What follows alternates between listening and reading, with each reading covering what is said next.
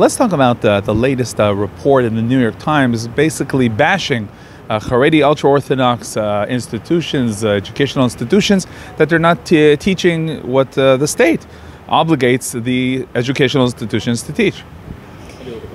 I look at that. I have a problem with the public schools pushing these standardized tests on these children because, like the article, the rebuttal of the article saying that the standardized tests are not helping educate these kids. All they're doing is helping increase the test scores. They're not taking that into consideration when they wrote their article. I think that the attack on the yeshivas is only creating more anti-Semitism in this country, and I have a big problem with that. But they claim that it's important because if you want these people to be part of society, to be part of the economy, you must teach them specific things. That goes to the point of not all kids are meant to go to college. Everybody has a strength, and I feel like in the yeshiva they focus on that just like they do in the vocational schools. You can make a comparison there. Forcing standardized testing is certain brains work a certain way. My daughter does not test well, but she's actually an articulate child.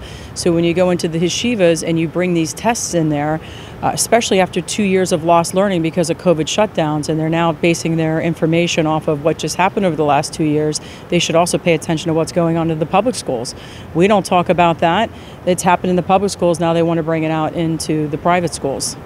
Now, generally speaking, there's a feeling sometimes in Jewish institutions that the last thing that they would want to do is be part of the progressive agendas that we are seeing in educational institutions. So I deal with a lot of parents. There is a big progressive sex ed agenda that's being pushed on the public schools, and you're seeing a rise of parents homeschooling their children.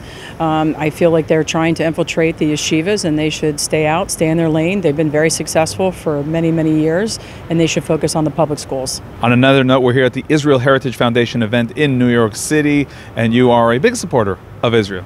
I am a huge supporter, and the fact that we have Mike Pompeo here is such a humbling experience. His love for Israel, everything he's done for Israel. We need more people in government like him, and I hope he keeps moving forward and someday ends up being the President of the United States.